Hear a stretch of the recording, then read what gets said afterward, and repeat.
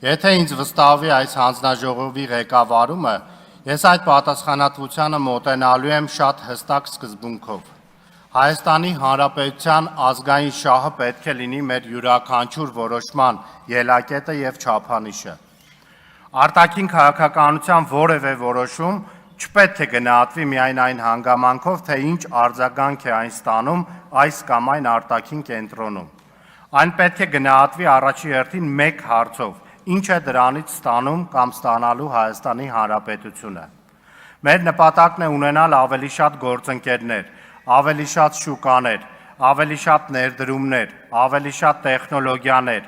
ավելի շատ ֆինանսական եւ տնտեսական հնարավորություններ։ Բայց ավելի շատ գործընկերություններ պետք է նշանակեն ավելի շատ հնարավորություններ Հայաստանի համար, ոչ թե նոր կախվածություններ։ Մենք շահագրգռված ենք Եվրոպական միության հետ առավելագույնս բովանդակալից եւ խոր հարաբերություններով, բայց այդ հարաբերությունների զարգացումը չենք դիտարկում երրորդ պետությունների դեմ ուղղված քաղաքականության գործիք։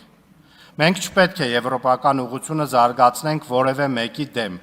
Մենք պետք է այդ ուղղությունը զարգացնենք բացառապես Հայաստանի Հանրապետության համար։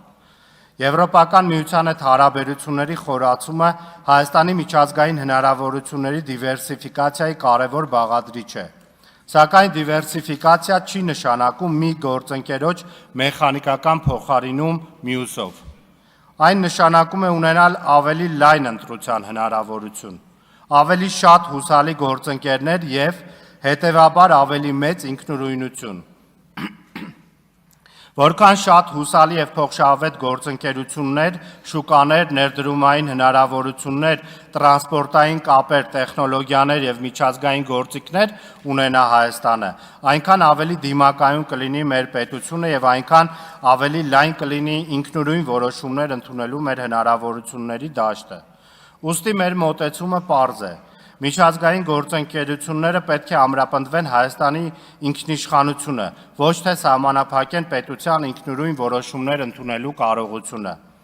Ես եվրոպական ինտեգրումը, շնորհակալություն, նախ եւ առաջ դիտարկում եմ որպես գործնական գործընթաց։ Այն պետք է արտահայտվի պետական ինստիտուտների որակի բարձրացմամբ, տնտեսության արդիականացմամբ, օրենսդրության մոտարկմամբ, պետական կառավարման արդյունավետությամբ, դատական համակարգի անկախությամբ, բիզնեսի համար նոր հնարավորություններով եւ ամենակարևորը Հայաստանի քաղաքացիների կյանքի վրա տեսանելի ազդեցությամբ։ Եվրոպական ինտեգրումը պետք է չափվի ոչ թե հայտարարությունների եւ ընդունված փաստաթղթերի քանակով, այլ ինստիտուտների ու տնտեսության որակով եւ Հայաստանի քաղաքացիների համար իրական արդյունքներով։ Մենք արդեն իսկ ունենք բազմաթիվ գործիքներ եւ հնարավորություններ։ Առաջին հերթին պետք է առավելագույն արդյունավետությամբ օգտագործենք այն, ինչ Հայաստանն արդեն ունի։ ՍԵՊԱ-ի շրջանակում ստանձնած պարտավորությունները պետք է ոչ միայն արձանագրվեն, այլև ռեալ կատարվեն։ Եվրոպական ֆինանսական գործիքները պետք է վերածվեն ներդրումների եւ զարգացման։ Օրենսդրական մոտարկումը պետք է ունենա հստակ նպատակ եւ չափելի արդյունք։ Եվրոպական ծրագրերից օգտվելու կարողությունը պետք է դառնա պետական կառավարման ամենօրյա աշխատանքի մաս, եւ հենց այստեղ է հանձնաժողովի իրական դերը։ Իմ պատկերացմամբ հանձնաժողովը չպետք է լինի կառավարության հայտարարությունների վերարտադրման հարթակ։ Միևնույն ժամանակ այն չպետք է վերածվի նաեւ կառավարության աշխատանքը ցանկացած գնով խոչընդոտելու գործիքի։ Մեր մոտեցումը պետք է լինի երրորդ ճանապարհը՝ պահանջկոտ խորհրդարանական վերահսկողություն։ Հանձնաժողովը համակարգված կերպով պետք է հետևի առաջինը Հայաստանի ստանձնած միջազգային պարտավորությունների կատարմանը, ՍԵՊԱ-ի եւ այլ պայմանավորվածությունների իրականացմանը,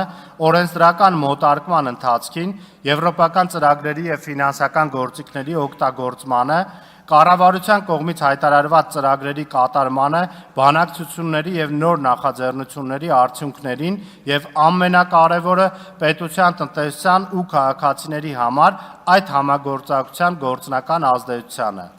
Խորհրդարանական վերահսկողության մեր մոդելը պետք է լինի շատ պարզ։ Պարտավորություն, պատասխանատու գերատեսչություն, ժամկետ, ռեսուրս, կատարման կարգավիճակ եւ արդյունք։ Կառավարությունից պետք է պահանջենք ոչ միայն պատասխան այն մասին, թե ինչ համաձայնագիր է ստորագրել կամ ինչ միջոցներ են հայտարարվել, այլ ինչ է իրականում կատարվել եւ ինչ է ստացել դրա արդյունքում Հայաստանը։ Յուրաքանչյուր որոշում կայացնելուց առաջ պետք է անդրադառնալ 8 հարցի։ Առաջին, Հայաստան-ԵՄ հարաբերությունների ցանկացած նոր փուլ քննարկելիս մենք պետք է առաջնորդվենք։ Ինչ է կոնկրետ ստանում Հայաստանի Հանրապետությունը։ Երկրորդ, ինչ պարտավորություններ է ստանձնում Հայաստանի Հանրապետությունը։ Երրորդ, որոնք են դրա տնտեսական, իրավական եւ անվտանգային հետևանքները։ Չորրորդ, արդյոք որոշումը համատեղելի է Հայաստանի գործող միջազգային պարտավորությունների հետ։ Հինգերորդ, որոնք են դրա ֆինանսական ծախսերը եւ պայմանները։ Վեցերորդ, արդյոք այն ստեղծում է նոր կախվածություններ, թե նվազեցնում է Հայաստանի առկա խոցելիությունները։ 7-րդ, կան այլընտրանքային կամ լրացուցիչ տարբերակներ։ Եվ ի վերջո 8-րդ, որն է պետության եւ քաղաքացու համար ակնկալվող չափելի արդյունքը։ Այս գնահատումը պետք է նախորդի քաղաքական որոշմանը, այլ ոչ թե հաջորդի դրան։ Մեկ կարևոր տարբերակում եւս, որին ուզում եմ մեր բոլորի ուշադրությունը հրավիրել։ Ըստ ինձ եվրոպական ինտեգրումը եւ Եվրոպական միությանը հնարավոր անդամակցության հարցը դրանք նույնը չեն։ Եվրոպական միության անդամակցության հարցը դա շատ ավելի լուրջ եւ ծանր ռազմավարական որոշում է, քան եվրոինտեգրումը, որովհետեւ եվրոինտեգրման համար այս պայդրությամբ եւս մենք ունենք շատ դրական նախադրյալներ, գործիքներ, որը ՍԵՊԱ համաձայնագրի շրջանակներում դեռևս 2017 թվականին կնքված փորձում ենք իրագործել։ Եվրոպական ինտեգրումը կարող է եւ պետք է այսօր արտահայտվի մեր ինստիտուտների տնտեսության, օրենսդրության եւ կառավարման որակի բարելավմամբ։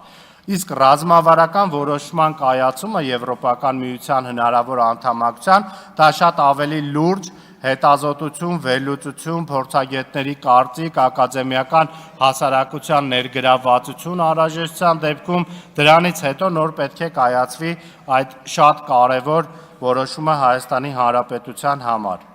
Գործընկերությունը պետք է ենթադրի նաև փոխադարձության, այսինքն հարցերի մեջ ոչ թե պետք է միայն նայվի, թե ինչ են ակնկալում Հայաստանի Հանրապետությունից Եվրոպական միությունը կամ միջազգային այլ գործընկերները,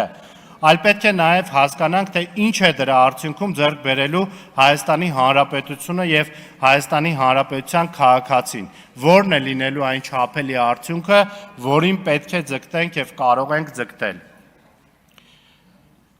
Իմ ընդդիմադիր կարգավիճակը ես դիտարկում եմ ոչ թե որպես հանձնաժողովի աշխատանքի սահմանափակում, այլ որպես հնարավորություն ապահովելու ավելի անկախ մասնագիտական եւ պահանջկոտ խորհրդարանական վերահսկողություն։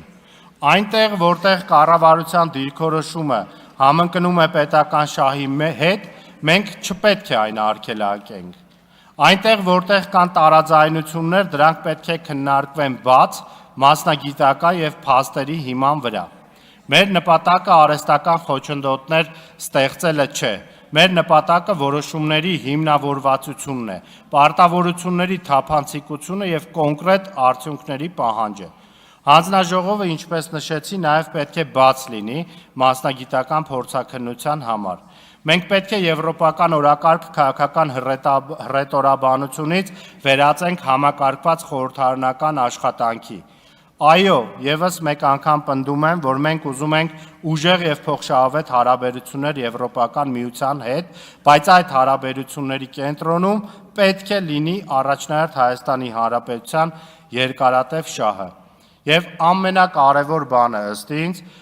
մենք պետք է կարողանանք տարբերակել քաղաքական դիրքորոշումը պետական շահից։ Եվրոպական քաղաքականության հարցերում մենք կարող ենք ունենալ լուրջ տարաձայնություններ կառավարության հետ, բայց այնտեղ, որտեղ խոսքը Հայաստանի Հանրապետության երկարաժամկետ շահերի մասին է, պետական պատասխանատվությունը պետք է վերդասվի միջկուսակցական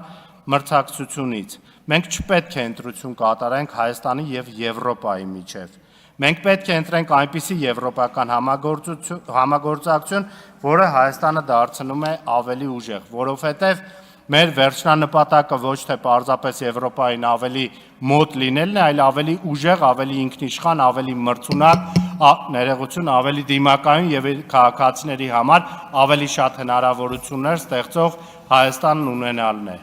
Շնորհակալություն։